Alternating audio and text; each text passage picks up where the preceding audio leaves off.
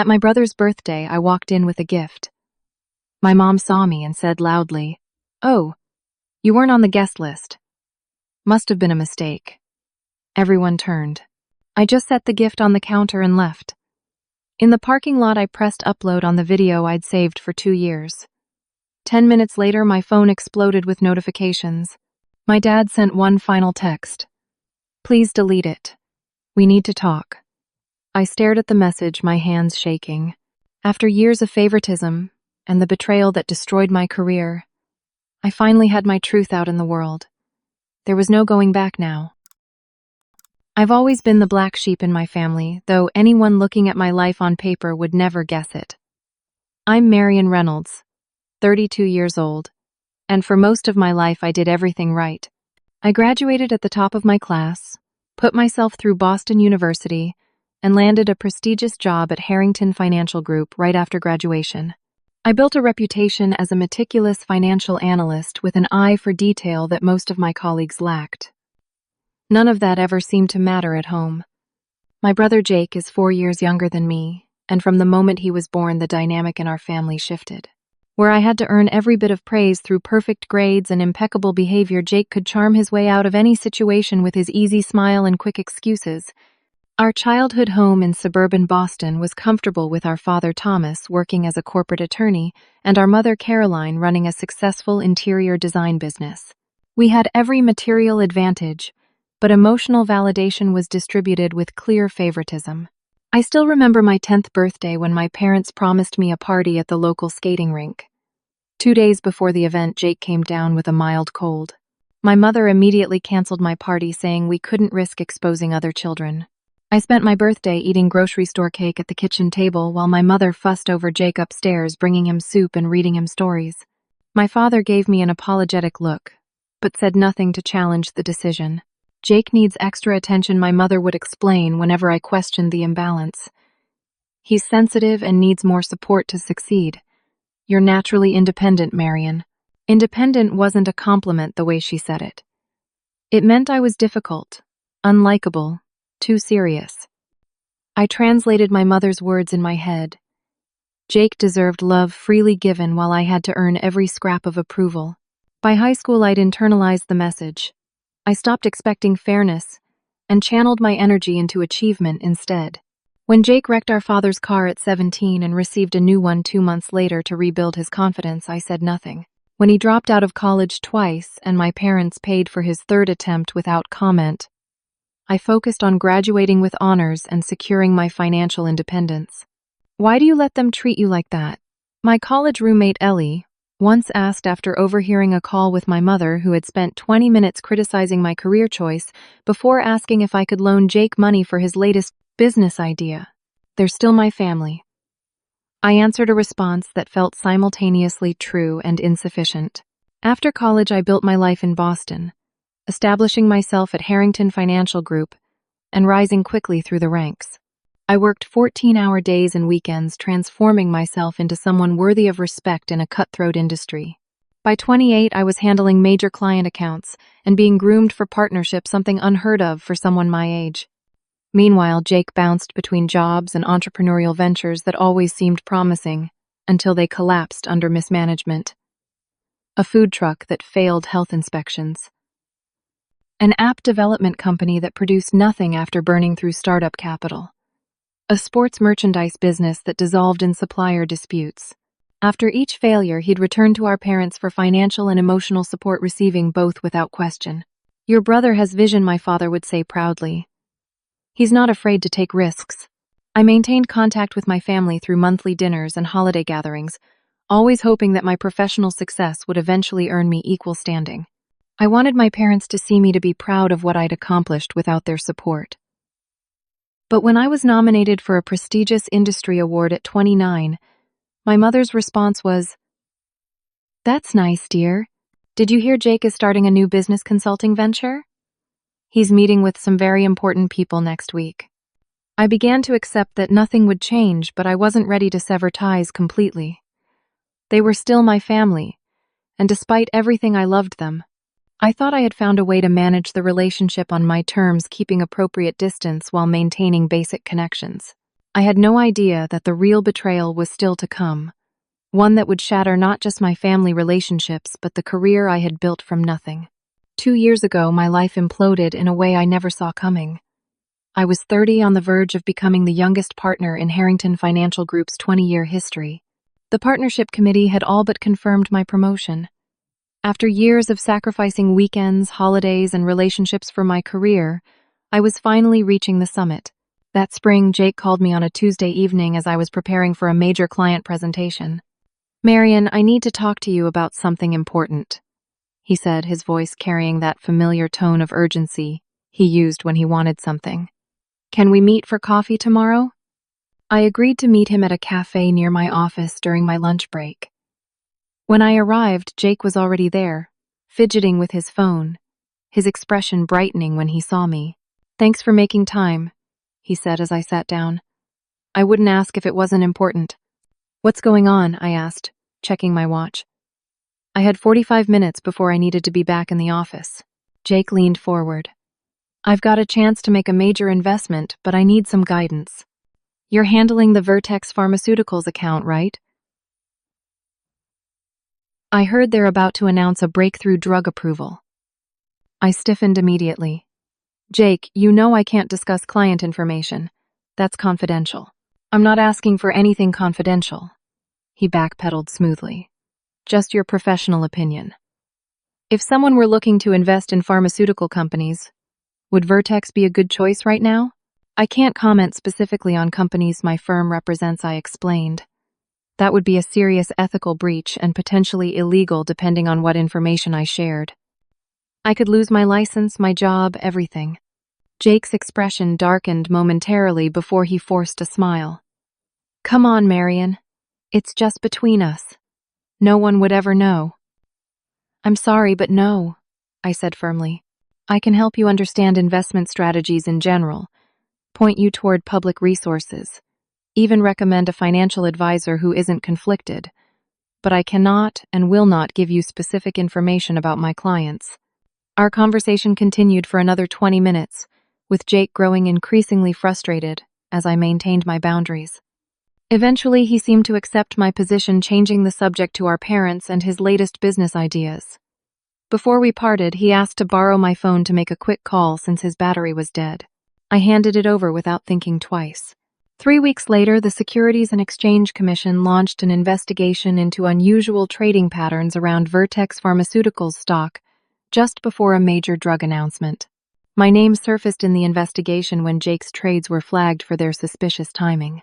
I was called into my managing partner's office on a Friday afternoon. Richard Harrington, the firm's founder, sat behind his desk with the firm's general counsel beside him. On the desk between us sat a printed transcript and an audio file ready to play. "Marian, we've received some disturbing information." Richard began, his expression grave. "The SEC has shared evidence suggesting you disclosed confidential information about Vertex to your brother." "That's impossible," I said, my stomach dropping. I specifically refused to discuss Vertex with Jake when he asked. Richard played the audio file. I heard my voice clearly edited from our cafe conversation, Vertex Pharmaceuticals. About to announce a breakthrough drug approval. A good choice right now. The recording had been manipulated, cutting out my refusals and warnings, rearranging my words to create a narrative that never happened. I explained that the recording was edited, that this conversation never occurred as presented. "Your brother provided this recording voluntarily to SEC investigators," the general counsel said. "He's cooperating with their investigation and has signed a sworn statement about your conversation." My mind reeled. Jake had not only secretly recorded our conversation but had manipulated it and turned it over to authorities to save himself. He had used my phone that day to transfer the recording, I realized too late. Within hours, I was placed on administrative leave pending investigation. By Monday morning, industry news had picked up the story. By Friday, after a board meeting where I wasn't allowed to present my full defense, I was terminated for ethical violations. When I called my parents desperate for support, my mother answered with, "How could you do this to Jake? He was just following your advice and now he's in trouble with the government." "Mom, I didn't do this. Jake doctored the recording. I would never share insider information." "Your brother wouldn't do that," she replied instantly. He made a mistake following your guidance, and now you're trying to blame him. You've always been jealous of him, Marion. My father was slightly more measured, but ultimately no more supportive. Let's not make accusations we can't prove, he said.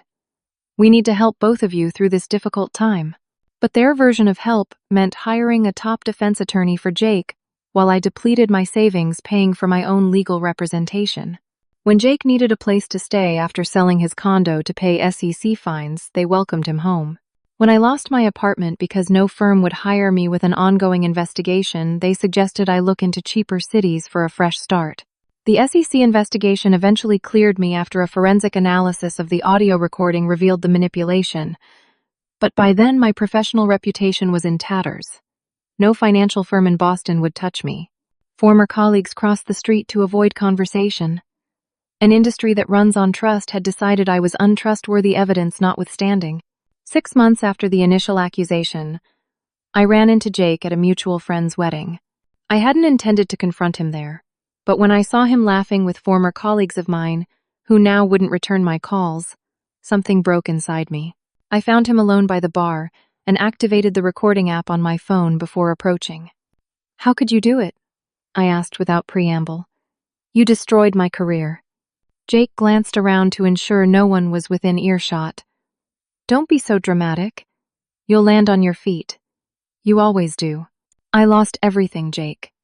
My job, my reputation, my colleagues, my apartment. He shrugged, taking a sip of his champagne. Should have helped me when I asked. Would have been easier for everyone. You admitted it, I said, my voice shaking. You actually did edit that recording. Jake leaned in, lowering his voice. Of course I did. I needed a way out when the SEC came knocking. Mom and Dad knew what was happening. They helped me find the lawyer who suggested that strategy. They knew. My world tilted again. Not the details, Jake clarified with another shrug. But they knew I needed a scapegoat and... Well, you've always been self-sufficient, right? Mom said you'd bounce back and look, you have. You're fine. I wasn't fine. I was living in a studio apartment in Denver working as an administrative assistant because it was the only job I could get with my now toxic resume. But Jake saw what he wanted to see, just like our parents always had. Was it worth it, I asked? Destroying my life to save yourself. Jake's smile was cold. Always so self-righteous, Marion. That's why nobody really likes you, you know. All judgment, no flexibility. He finished his drink and set the glass down. I should get back to the party. Some of your old Harrington colleagues mentioned potential openings at their new firms. Seems like your contacts might be useful after all. He walked away, leaving me standing alone with the recorded confession on my phone, proof of what he had done, what my parents had enabled, and how little my lifetime of hard work and integrity had protected me when it mattered. I didn't share the recording then. I was too broken, too exhausted by the fight to clear my name. I saved it instead, unsure what I would ever do with it, but unwilling to delete the only evidence of the truth. Little did I know that 2 years later, standing in a restaurant parking lot after another humiliation, I would finally find a use for it. Starting over in Denver was both a necessity and an act of self-preservation. Boston held too many painful memories, too many closed doors, too many former colleagues who would cross the street to avoid talking to me. I chose Denver for its growing financial sector, and because I knew absolutely no one there, no one to look at me with suspicion or whisper about my fall from grace. My first 6 months were spent in a tiny studio apartment, with a squeaky ceiling fan and inconsistent hot water. I took a job as an administrative assistant at a small property management company, making 1/3 of my former salary, and spending my evenings staring at the wall, wondering how my life had collapsed so completely. Depression settled over me like a heavy blanket. I stopped checking social media after seeing photos of Jake at industry events with my former colleagues. I stopped calling my parents after every conversation ended with updates about Jake's latest successes and thinly veiled suggestions that I should try harder to rebuild my career. Rock bottom came on a snowy Tuesday evening when I found myself sitting on my bathroom floor sobbing into a towel to muffle the sound from my neighbors. I had just received an email from a former mentor who had finally responded to my outreach only to tell me that while he personally believed in my innocence, he couldn't risk his reputation by recommending me for a position. That night, I made two decisions that would change the trajectory of my life. First, I would stop trying to reclaim my old career and instead build something new. Second, I would seek professional help for the trauma I'd experienced. Dr. Amelia Warner became my lifeline. A therapist specializing in workplace trauma and family estrangement, she helped me recognize the patterns of emotional abuse I'd normalized throughout my life. What your family did wasn't just unsupportive, she told me during our third session. It was actively harmful. You don't have to maintain relationships that continually damage you even with family.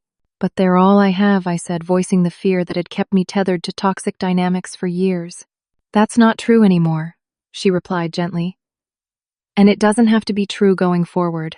With Dr. Warner's guidance, I began rebuilding my sense of self-worth separate from my family's validation and my former professional identity. I started small, focusing on daily self-care practices and setting boundaries with my parents by limiting calls to once a month with clear time limits. 8 months after arriving in Denver, I met Sarah Nguyen at a local business networking event.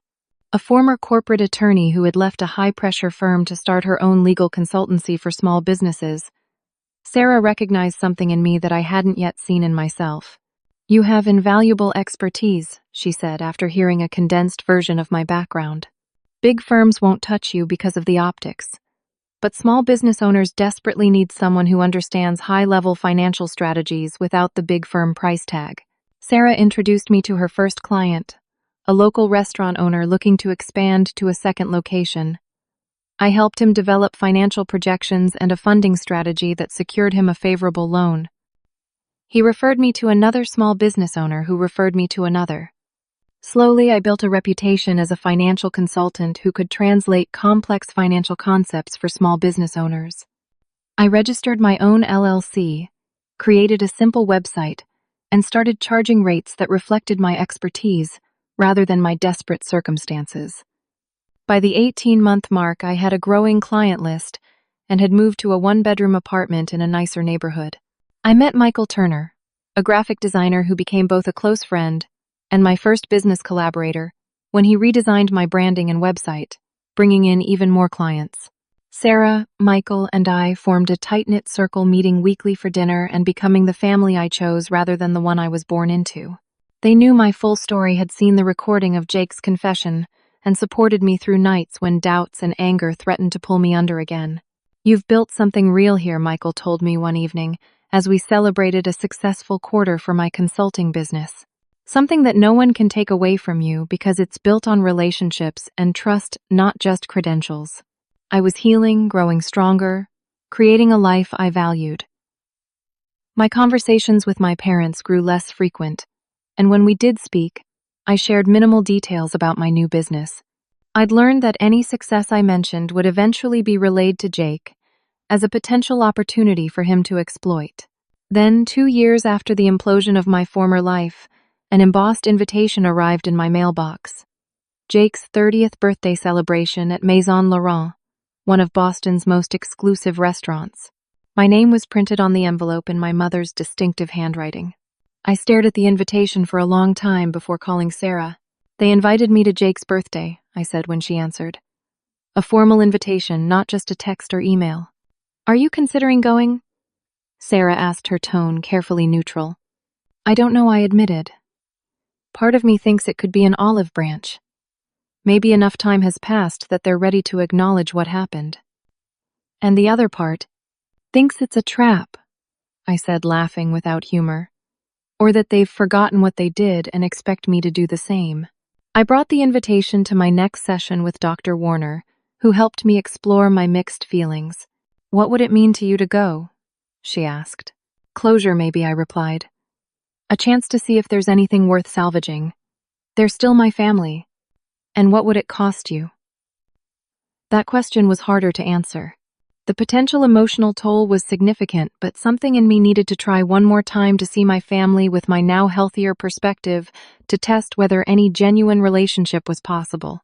I discussed it extensively with Sarah and Michael over dinner that weekend. I think you should go, Michael said surprisingly. Not for them, but for you. You've done so much work on yourself.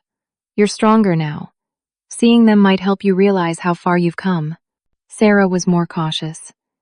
If you go, have an exit strategy. Book a hotel instead of staying with them. Have your own transportation. Set clear boundaries about how long you'll stay. And what if it's awful? I asked, voicing my deepest fear. Then you'll know, Sarah said simply. And knowing will help you move forward, whatever that looks like. I sent my RSVP, booking a flight to Boston for Jake's birthday weekend. I found myself shopping for a gift with absurd care, eventually selecting an expensive watch that represented both my new financial stability and a peace offering. I rehearsed potential conversations in my mind, prepared responses for difficult questions about my new life, and packed my most confidence-boosting outfit. The night before my flight, I sat in my apartment looking at the video on my phone, Jake's confession that I'd carried for 2 years without sharing. I nearly deleted it, wanting to approach the reunion with a truly open heart. But something stopped me. Practicality, perhaps, or self-preservation. I kept the file, hoping I would never have reason to use it. My flight to Boston the next morning was smooth, but my stomach knotted tighter with each passing mile. As the plane began its descent, I gazed out at the familiar skyline and wondered if I was making a terrible mistake or taking the first step toward healing a wound that had festered too long. What I couldn't know then was that the events of the next 24 hours would permanently alter the course of my family relationships in ways I couldn't yet imagine. The evening of Jake's birthday arrived with perfect early summer weather. I checked into the Westbridge Hotel rather than staying at my parents' house, as I once would have done, giving myself both literal and emotional space from whatever might unfold. I spent extra time getting ready, applying makeup that highlighted my features without looking like I was trying too hard, and selecting a navy blue dress that projected confidence and success. The gift box containing the watch sat on the hotel bed, wrapped in silver paper with a simple blue ribbon. I'd spent $2,000 on it, an extravagant amount that I could now afford, and that would silently communicate my professional recovery. Part of me recognized the purchase as a lingering need for validation, but I pushed that awareness aside. Tonight was about new beginnings. Maison Laurent was located in Boston's upscale Back Bay neighborhood, housed in a renovated brownstone with a discreet sign and valet parking. I handed my keys to the attendant and took a deep breath before walking up the stone steps to the entrance. Through the window, I could already see a private room filled with people, crystal glasses catching the light from overhead chandeliers. The maitre directed me to Jake's party, and I paused in the doorway, taking in the scene before anyone noticed me. My parents stood near a central table laden with appetizers, my mother Caroline laughing with a group of her friends, my father Thomas nodding along to someone's story while checking his watch.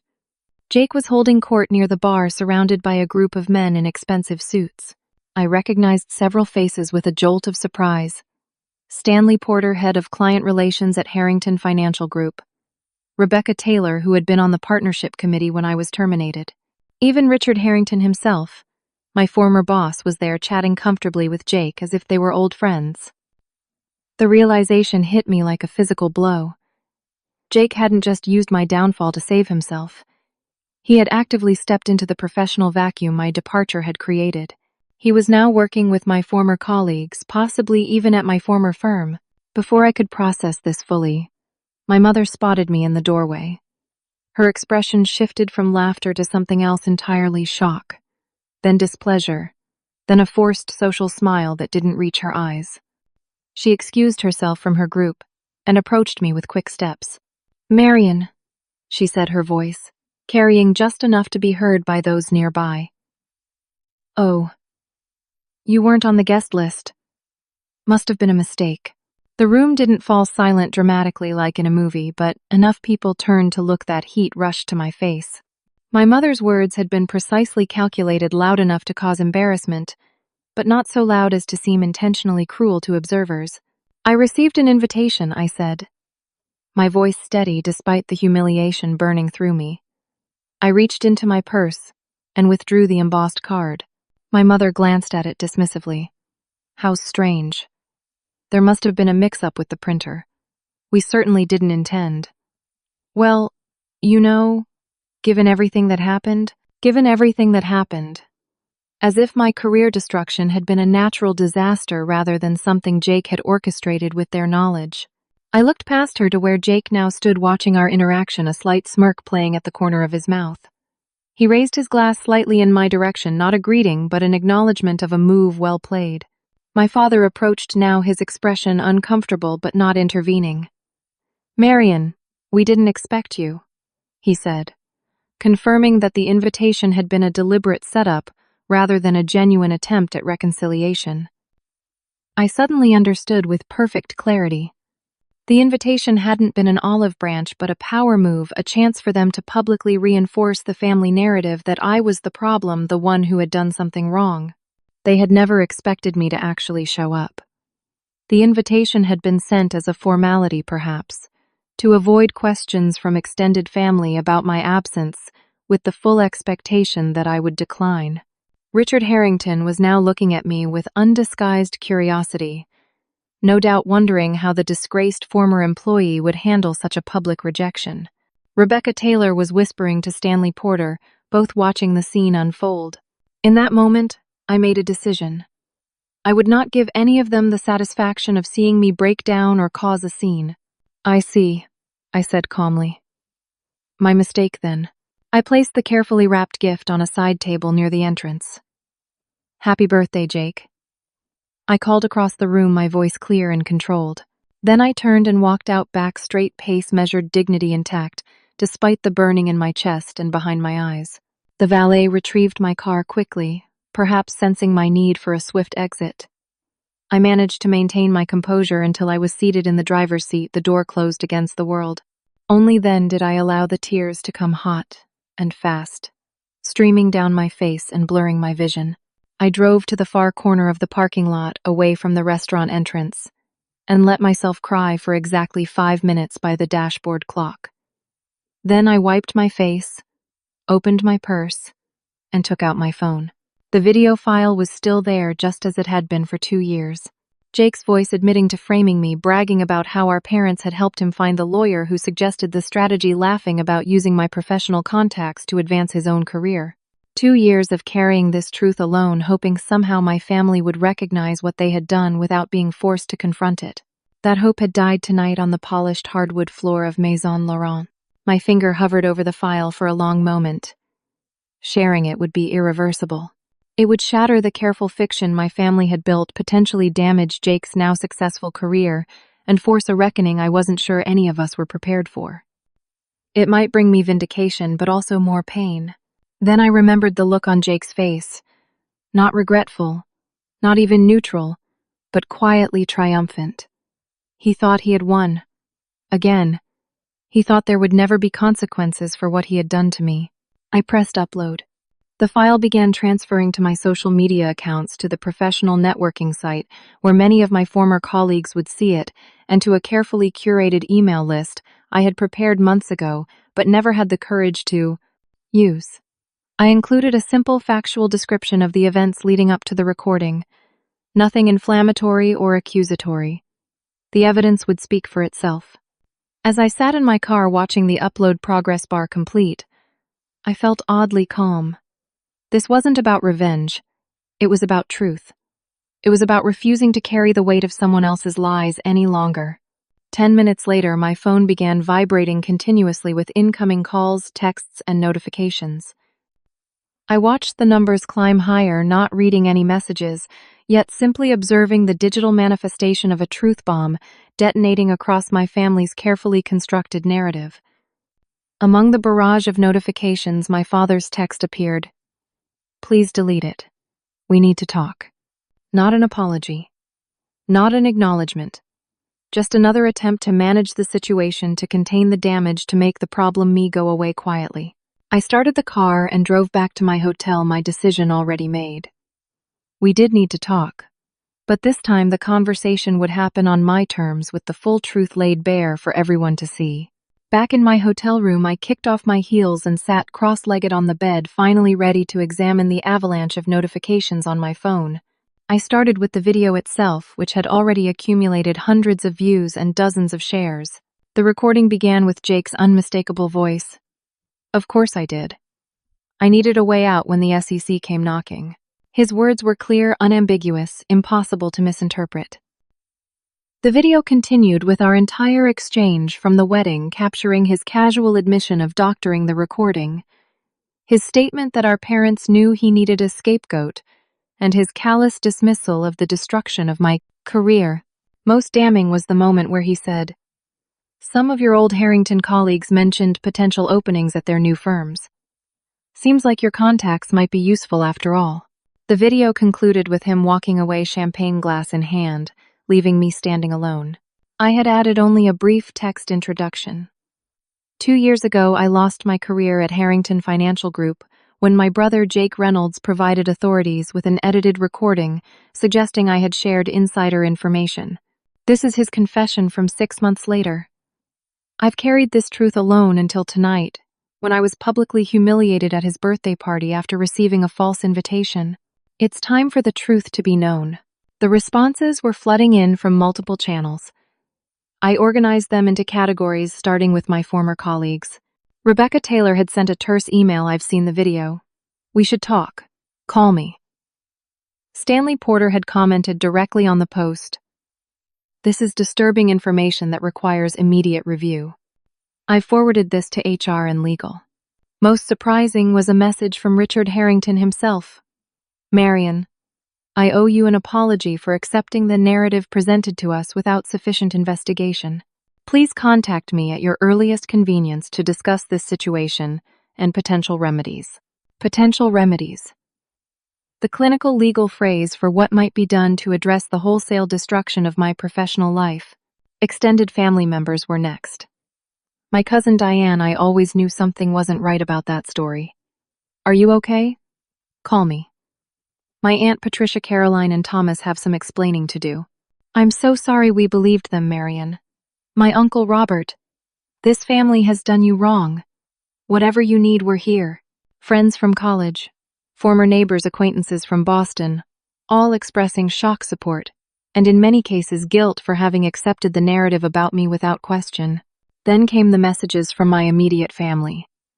My mother had called 17 times without leaving a voicemail. Jake had sent a text that simply read, "Take that down, now. You have no idea what you're doing." My father had progressed from, "We need to talk," to increasingly urgent messages. "Marion, please call me back. This isn't the way to handle this. You're hurting the entire family with this." Jake could lose his position. "Is that what you want?" His final message hit me the hardest. "We can fix this if you'll just take down the video and talk to us. Please, Marion. We're your family." We're your family. The same family that had enabled Jake to destroy my career, that had believed him without question, that had just humiliated me at a party filled with my former colleagues. The same family that was now concerned only with damage control, not with the harm they had done. I sent my father a simple response. "I'll meet you tomorrow at 10 a.m. at your house. All 3 of you need to be there. I have more recordings and documentation that I haven't released yet. Whether I do depends entirely on tomorrow's conversation." This wasn't strictly true. I didn't have additional recordings, though. I did have emails and text messages from the aftermath of my firing that supported my version of events. But my family didn't need to know that. My father responded immediately. "We'll be here. Thank you, Marion." I turned my phone to silent and ran a hot bath, allowing myself to fully process the evening's events. I felt strangely light, as if I'd set down a heavy burden I'd been carrying for years. There was anxiety about tomorrow's confrontation, certainly, but also a quiet confidence that I was finally taking control of my own narrative. Before going to bed, I checked my phone once more. Sarah had sent a message of support. "Whatever happens tomorrow, remember who you are now. You're not the same person they could manipulate and dismiss. I'm proud of you." Michael had texted, "Just watched the video. Holy shit, Marion. Are you okay? Call me if you need anything. I mean anything. I can be on a plane to Boston tomorrow." Their support warmed me, reminding me that regardless of what happened with my biological family, I had people in my corner who valued me for who I actually was. I slept surprisingly well, waking early to prepare for the confrontation ahead. I dressed purposefully in a professional outfit I might have worn to an important client meeting in my former life, a subtle reminder of who I had been before Jake's betrayal and who I had become again despite it. Before leaving the hotel, I called Sarah for a final pep talk. "Remember your boundaries," she advised. "You don't need their approval or understanding anymore. You just need them to know that their actions have consequences." "What if they somehow turn this around again?" I asked, voicing my lingering fear. "They've always been good at making me the problem. That's why you released the video first," Sarah reminded me. "You've changed the power dynamic. You have leverage now, and they know it." With those words bolstering my courage, I drove to my parents' house in the affluent suburb where I'd grown up. The large colonial looked exactly as it always had. Impeccably maintained exterior, carefully landscaped garden, my mother's prized hydrangeas blooming along the front path. It struck me how little had changed here while my own life had been completely uprooted. I parked in the driveway and sat for a moment, gathering my strength. Then I walked to the front door and rang the bell, instead of using my key, a small but significant statement that I no longer considered myself at home here. My father opened the door, his expression a mixture of concern and wariness. "Marian," he said, stepping back to let me in. "Thank you for coming." In the living room, my mother sat perched on the edge of the sofa, her posture rigid with tension. Jake occupied an armchair across from her, his face dark with anger. No one moved to hug me or even shake my hand. The temperature in the room seemed to drop as I took the remaining armchair, placed my phone on the coffee table between us, and waited for someone else to speak first. The silence stretched uncomfortably until my father cleared his throat. "Marian, we need to discuss what you've done and how we can fix this situation." And so the confrontation I had waited 2 years for finally began, with no acknowledgement of what they had done, only what actions I needed to justify. "What I've done," I repeated, my voice steady despite the anger bubbling beneath the surface. "Let's be clear about what's happened here. Jake destroyed my career by editing a recording to make it appear that I shared insider information. He just admitted it on video. You two knew about it and supported him instead of me. And last night, you deliberately humiliated me in front of my former colleagues after sending me an invitation you never expected me to accept." My mother's face flushed. "That video doesn't tell the whole story. Jake was in trouble and you refused to help him." "I refused to commit a crime for him," I corrected. "There's a difference." "You always twist things," Jake interjected, leaning forward in his chair. "That recording is taken completely out of context. I was drunk at that wedding, just saying whatever would make you leave me alone." "Interesting defense," I said. "So you were either lying then when you confessed or you're lying now when you deny it. Which is it, Jake?" He glared at me. "You've always been jealous of me, always trying to make me look bad." "Your own words make you look bad," I replied. "And for the record, I've never been jealous of you. I've been hurt by you, betrayed by you, but never jealous." My father raised his hands in a placating gesture. "We're getting nowhere with accusations. Marian, that video is causing serious problems. Jake's position at Harrington is now in jeopardy. Clients are asking questions. We need you to remove it while we figure this out as a family." I studied my father's face, noting the concern in his eyes. Concern for Jake, for the family reputation, but not, it seemed, for me or the injustice I had suffered. "The video stays up," I said firmly. "The truth deserves to be known. And it's interesting that you're more worried about Jake's job than you ever were about mine." My mother stood abruptly, her composure cracking. "You've always been so difficult, Marian. So unforgiving. Jake made a mistake, yes, but he was desperate. The SEC was investigating him. He could have gone to prison. And your solution was to let me take the fall instead," I said. "To let me lose everything I had worked for while you protected him." Again. "We tried to help you too," my father insisted. "We offered to help you relocate, find a new position. After I had already been destroyed professionally, I cut in.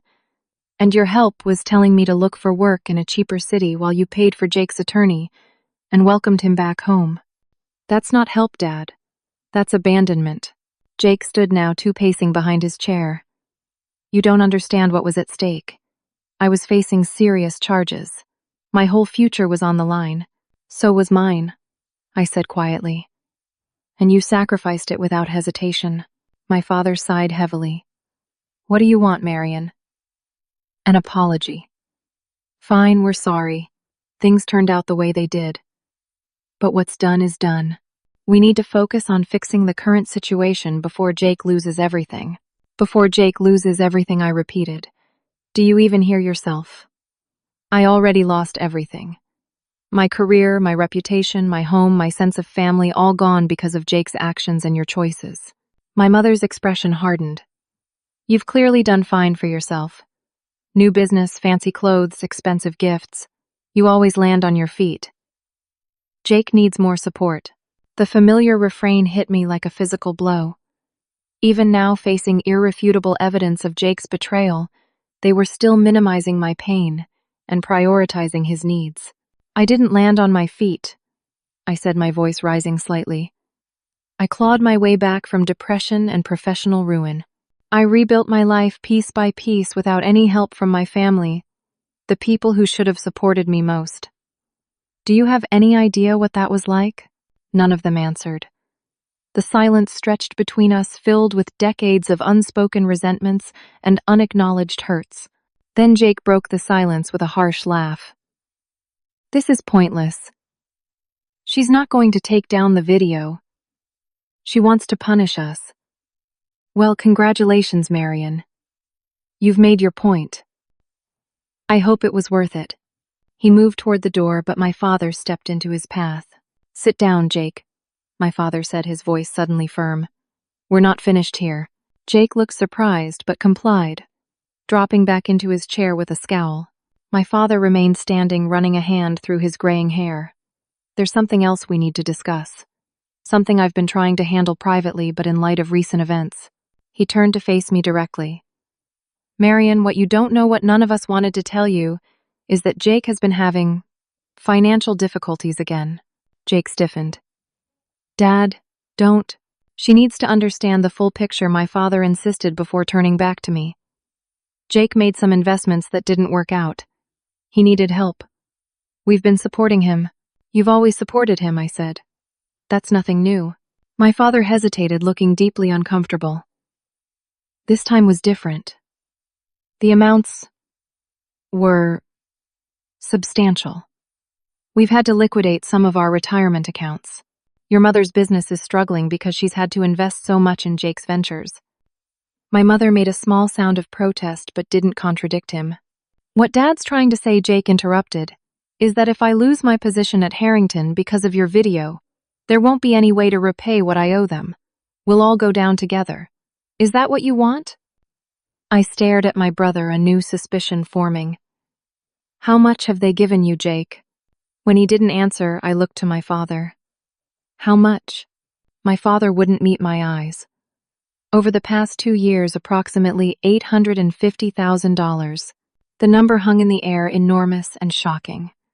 My parents had been successful, yes, but not to the point where they could casually part with nearly $1 million without significant impact to their financial future.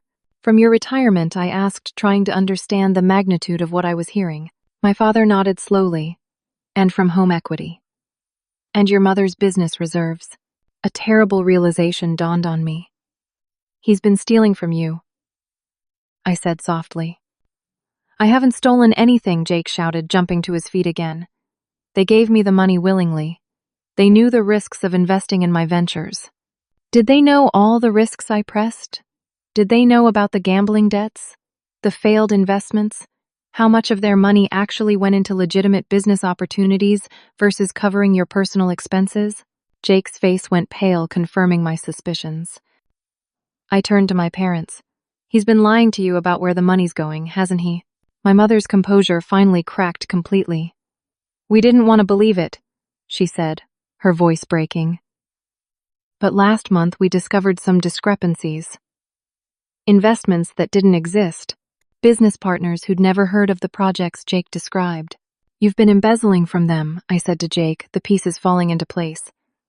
That's why you're so desperate to keep your job at Harrington. You need the income to maintain your lifestyle while you bleed our parents dry. You don't know what you're talking about, Jake snarled, but his eyes darted to the door as if calculating an escape route. I'm a financial analyst, Jake, I reminded him. Detecting fraud was part of my job. How much have you actually stolen? My father sat down heavily on the sofa. We don't know the full extent yet. We've been trying to piece it together. At least 300,000 is completely unaccounted for.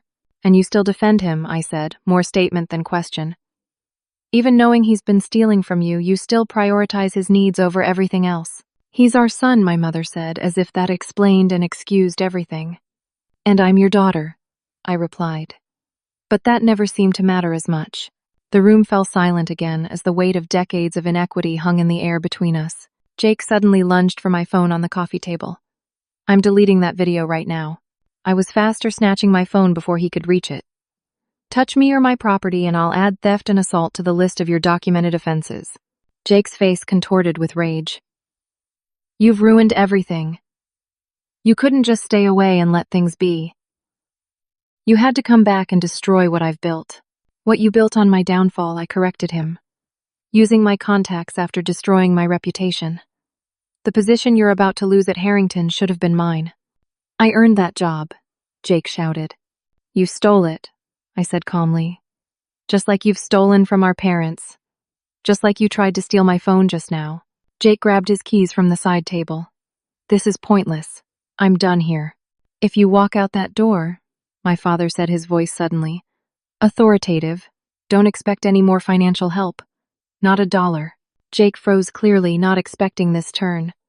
You don't mean that. I do, my father said. And for the first time that day, I saw something like real regret in his eyes. We've enabled this behavior too long. It stops today. Jake looked to our mother, who had always been his staunchest defender. She looked away, unable or unwilling to meet his gaze. With a final glare at all of us, Jake stormed out the front door, slamming behind him with enough force to rattle the windows. In the silence that followed his departure, my parents seemed to age before my eyes, the weight of their choices and their uncertain future settling heavily on their shoulders. What happens now? My father asked quietly. I looked at these two people who had shaped so much of my life for better and worse. They had failed me profoundly, yet seeing them so diminished brought me no satisfaction. That depends, I said. For the first time, I need you to listen to me. Really listen. Can you do that? Slowly, almost imperceptibly, they both nodded. And so, in my parents' living room with the afternoon sun slanting through the windows, I finally told them my full story. The pain of always being second best, the devastation of Jake's betrayal, the struggle to rebuild my life, alone. I spoke without interruption for nearly an hour, laying bare the truth they had never been willing to see. When I finished, my father spoke first. I don't know if you can ever forgive us. I'm not sure we deserve it, but I want you to know that I am deeply, profoundly sorry for the part I've played in hurting you. My mother wiped tears from her cheeks. I didn't see it, she said. I didn't want to see it. It was easier to believe you were strong enough to handle anything than to admit we were treating you unfairly. Their words weren't perfect. They didn't erase the past. But they were a beginning, the first acknowledgement of my reality they had ever offered. I don't know what forgiveness looks like yet, I told them honestly. But I do know that any relationship we have moving forward has to be built on truth and respect. I won't accept anything less. As I prepared to leave, my father asked, "Will you take down the video?"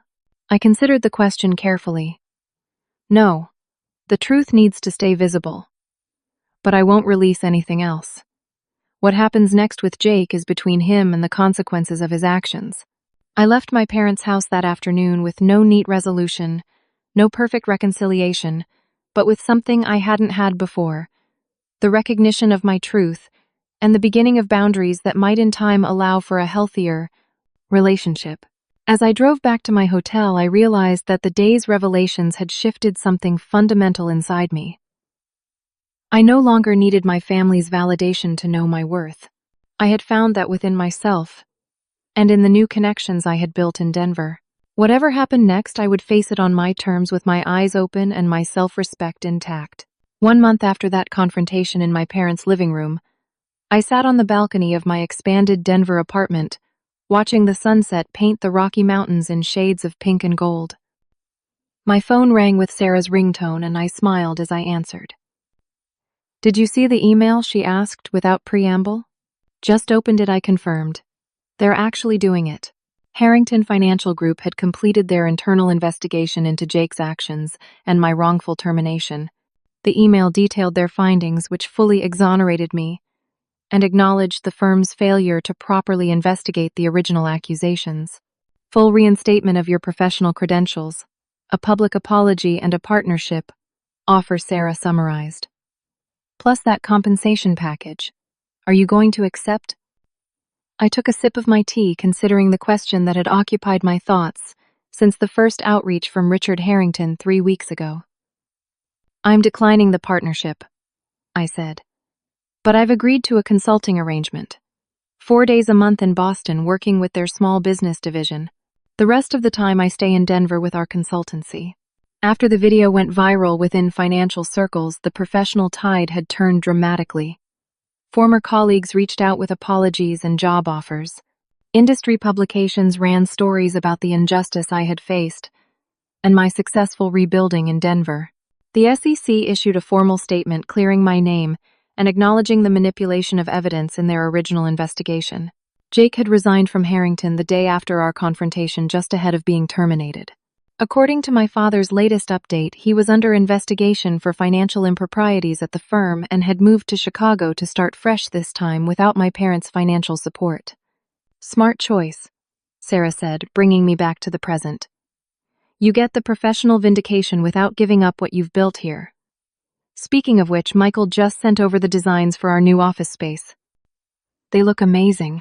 The success of my financial consultancy had accelerated in recent weeks, partly due to the publicity surrounding my case.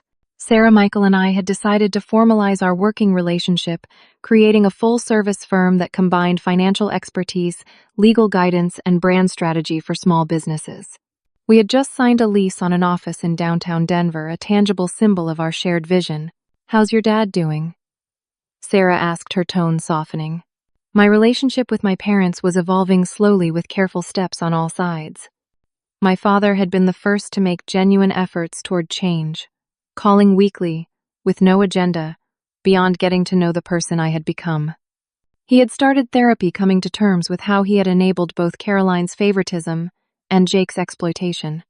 "Better," I said. "He's meeting with a financial advisor next week to assess the damage from Jake's schemes and create a recovery plan." I offered to help, but we agreed that maintaining boundaries is healthier for now. "And your mom?"